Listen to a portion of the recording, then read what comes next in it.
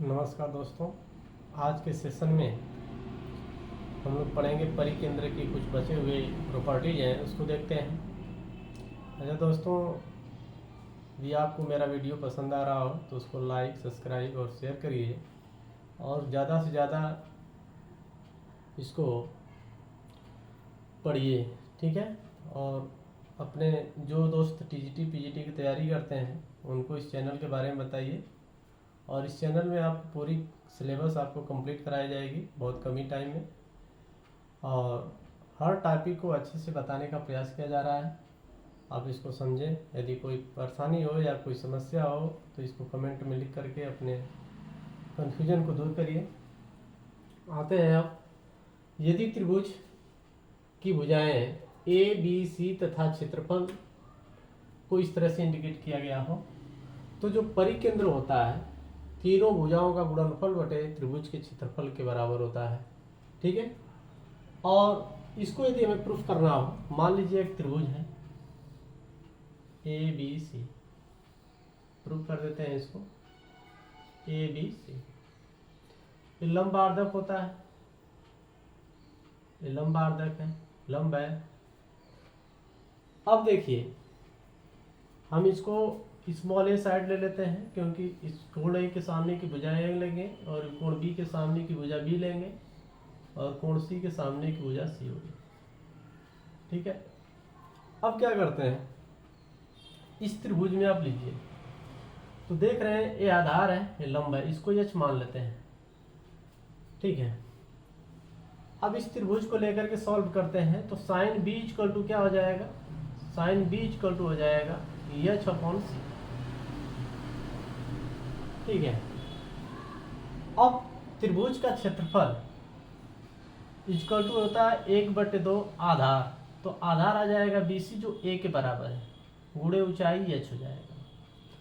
तो h का मान यहाँ से यदि हम निकालें हैं तो h इक्वल टू आ जाएगा C sine B, C sine B। तो क्या आ जाएगा 1/2 A C साइन B। और आप फार्मूला पढ़े हैं A upon sine B equal to 2R, तो यहाँ से साइन B इक्वल टू आ जाएगा A अपॉन 2R इक्वल हो जाएगा, ठीक है। तो क्या करते हैं, यहाँ पर रखेंगे जब वैल्यू 1/2 AC और A अपॉन 2R हो जाएगा, तब क्या हो जाएगा ये। तो इसी तरह साइन B है, तो साइन B होता है तो यहाँ साइड B होता है, भुजा B लेते हैं तो यहाँ पर B आ जाएगा, तो ये आ जाएगा ABC/4R, यही है त्रिभुज। तो यहाँ से R इक्वल टू क्या हो जाएगा ABC/4 इंटू त्रिभुज का क्षेत्रफल। सॉरी, यहाँ 4 छूट गया है, यहाँ 4 होगा, ठीक है, फार्मूले में छूट गया है 4 यहाँ आता है, ठीक है। अब आते हैं अगला टॉपिक। एक कह रहा है कि अर्धवृत्त में बना कोण सदैव समकोण होता है। जो अर्धवृत्त होता है उसमें जो बना कोण होता है वो सदैव क्या होता है, समकोण होता है, ठीक है। अर्धवृत्त में बना कोण समकोण होता है। अर्धवृत्त किसे कहेंगे, ये अर्धवृत्त है जो केंद्र से यदि जीवा पास करती है तो व्यास कहलाएगा। और इधर कहीं भी आप कोण बनाएंगे, कहीं भी कोण बनाएंगे ये 90 डिग्री का होगा, समकोण बनेगा। तो अर्धवृत्त में बना कोण समकोण होता है। समबाहु त्रिभुज के परिकेंद्र की त्रिज्या, यदि समबाहु त्रिभुज है, तीनों भुजाएं बराबर हैं ए बी सी, तो जो परिकेंद्र की त्रिज्या आती है वो समबाहु त्रिभुज होगा तो ए सभी साइड होगी, तो उसकी त्रिज्या आएगी R इक्वल टू A/√3। समबाहु त्रिभुज के चारों केंद्र अंतःकेंद्र, परिकेंद्र, अंतःकेंद्र, परिकेंद्र, केंद्रक तथा लंब केंद्र एक ही सरल रेखा पर स्थित होते हैं। यदि समबाहु त्रिभुज है तो उसका चारों केंद्र, जो अंतःकेंद्र हम लेते हैं, परिकेंद्र पढ़े हैं, केंद्रक पढ़े हैं, लंब केंद्र पढ़े हैं, सब कहाँ होंगे, एक ही सरल रेखा पर स्थित होंगे। समबाहु त्रिभुज की परित्रिज्या अंतः त्रिज्या की दोगुनी होती है। याद रखिएगा, जो परित्रिज्या होती है अंतर त्रिज्या की दोगुनी होती है समबाहु त्रिभुज के लिए। ठीक है। विषमबाहु त्रिभुज में भी लंब केंद्र, केंद्रक और परिकेंद्र एक सीध में होती हैं, एक सरल रेखा पर स्थित होता है। लेकिन इनका जो रेशियो होता है, लंब केंद्र और केंद्रक के बीच की दूरी और केंद्रक तथा परिकेंद्र के बीच की दूरी का जो अनुपात है वह 2:1। इसको याद रखिएगा। ठीक है। एक और पॉइंट है, अंतः केंद्र तथा परिकेंद्र। अंतः केंद्र तथा परिकेंद्र, अंतः केंद्र तथा परिकेंद्र के बीच की दूरी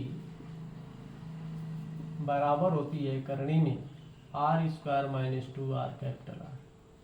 ये फार्मूला है, इसको r याद रखिएगा। ठीक है। अब हम पढ़ते हैं लंब केंद्र।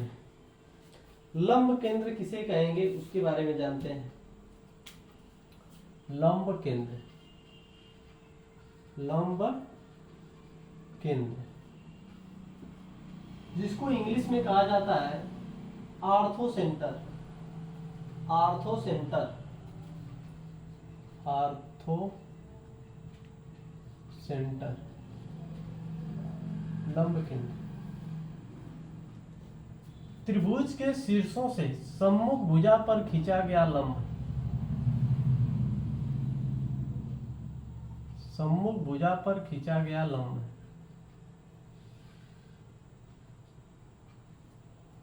जिस बिंदु से होकर के पास करती है उसको लंब केंद्र कहा जाता है।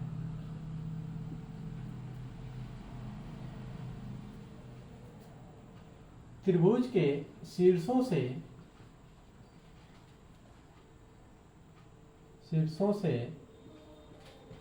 सम्मुख भुजा पर खींचा गया लंब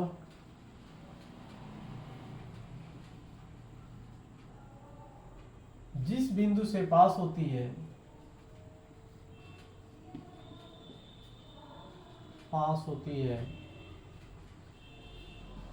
या जहां मिलती हैं उसे लंब केंद्र कहते हैं,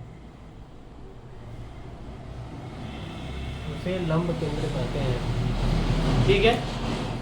अब आता है लंब केंद्र के कुछ प्रॉपर्टीज हैं। अब पढ़ लीजिए। देखिए, लंब केंद्र में जो यदि न्यून कोण त्रिभुज है तो जो लंब केंद्र आएगा ये त्रिभुज के अंदर ही आएगा। यदि न्यून कोण त्रिभुज है तो लंब केंद्र जो होगा वो त्रिभुज के अंदर आएगा। यदि समकोण त्रिभुज है, यदि समकोण त्रिभुज है ABC, यदि इनके शीर्षों से लंब खींचा जाए तो यहीं कटेगा, इसका यदि लंब खींचा जाए तो यहाँ आएगा। इसको मान लेते हैं D।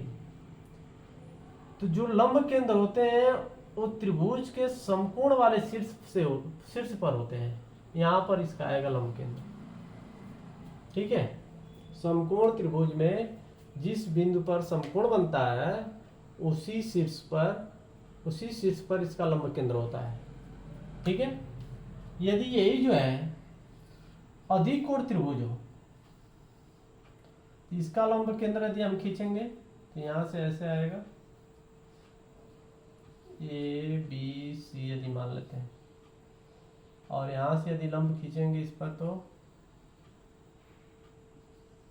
मान लीजिए आएगा, तो इसको आगे बढ़ा लेंगे। ठीक है।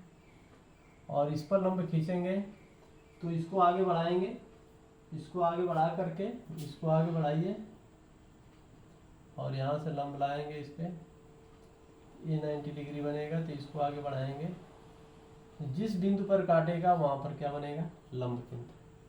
अधिक कोण त्रिभुज में लंब केंद्र देख रहे हैं कि इस जो दोनों भुजाएं जहाँ मिलती हैं उसके इस साइड बन रहा है, परिकेंद्र उस साइड था।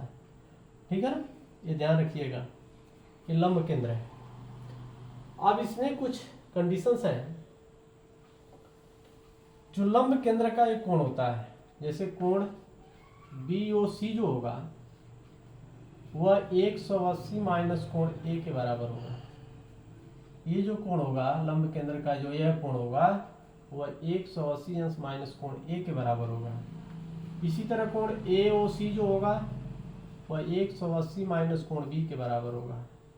और कोण AOB जो होगा वह 180 माइनस कोण C के बराबर होगा।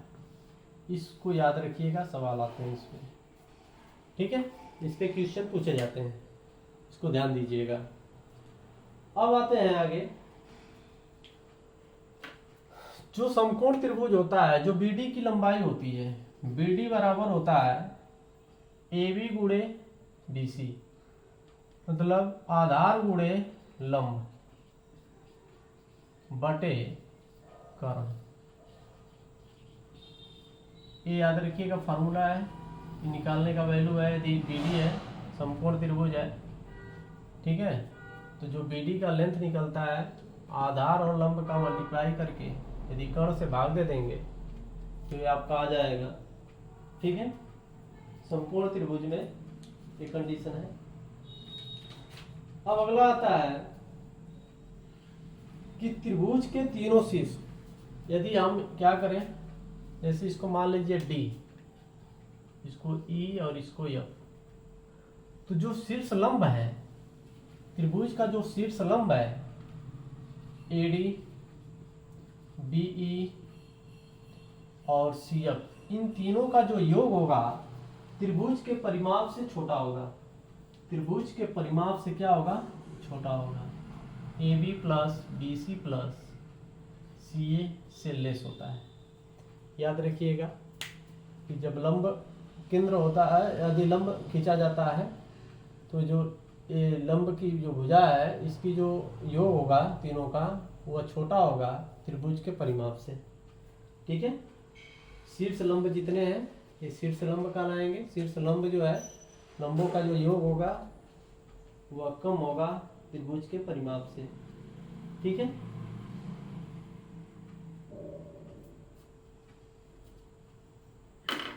बस वीडियो को यहीं रोकते हैं, ठीक है।